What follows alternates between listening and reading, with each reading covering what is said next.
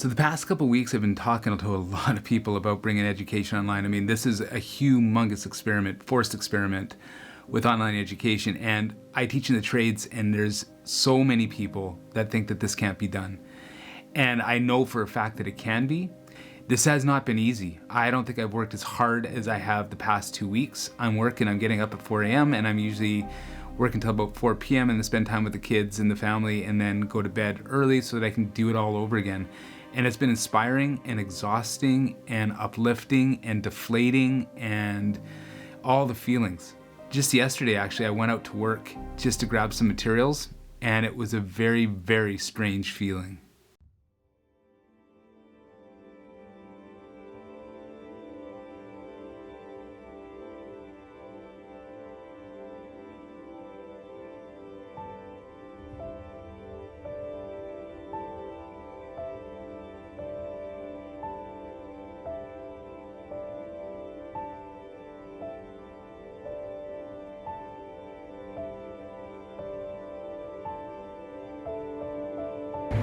It's crazy, there's absolutely nobody here.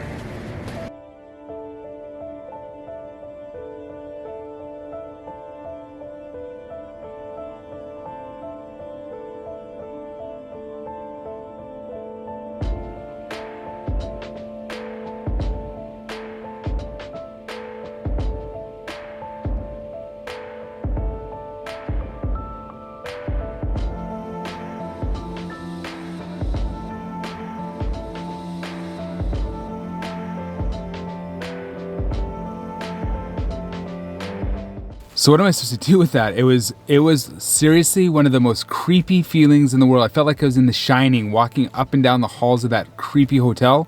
Kept expecting like elevator doors to burst open and blood to come rushing out and kids riding around on tricycles and Danny on the big wheel. It was a really weird feeling. And I think that kind of sums up this whole experience for me. What do you do with this? Like I'm teaching. I love online stuff. I always have, always will.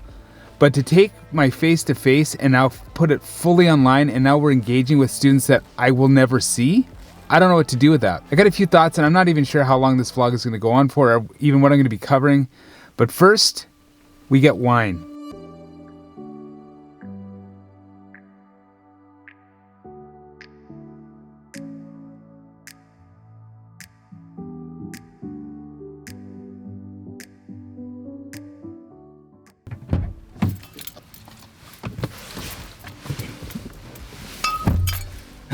So with 3 young kids at home, this stuff is becoming a necessity.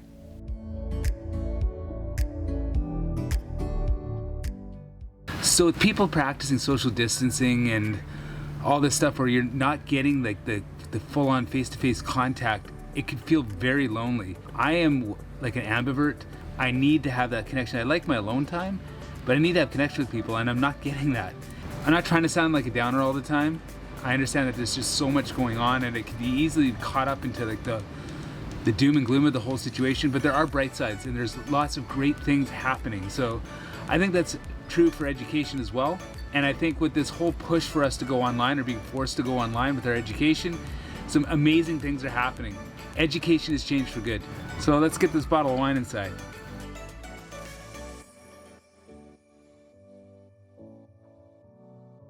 So one of the big things I've learned through all this is we are not alone. This is all brand new to all of us, and you don't have to do any of this alone. You need to reach out, and some great places to reach out, whether you're into social media or not. Twitter and LinkedIn, honestly, are 2 of the biggest areas that I'm finding tons and tons of support. Also, at the school that you're working at, you must be working with some amazing educators, or else they wouldn't be in this game anyways. But make sure you reach out to them. We, at the school I'm teaching at, we took all the instructors that teach a certain year, we banded them together, and we created a team. And maybe in subsequent videos, I'll share exactly how we're making this whole dynamic work. So connect with who you can connect with. And the nice thing these days is you can do that. You don't have to be face to face. You don't have to meet up in a park and be 2 meters away from absolutely everybody. But you can go ahead, you can meet online with Zoom, or you can meet online with, maybe your LMS has some sort of virtual classroom that you can get together and have some sort of video conference.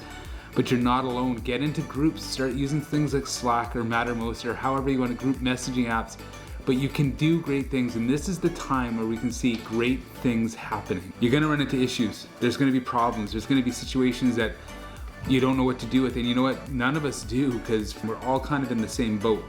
Especially in trades education, how are we gonna figure this thing out? We have been trained to troubleshoot, maintain, fix, and construct. Well, now's the time to use our skill sets and not only use them on hands-on materials that we're building, but in our education as well.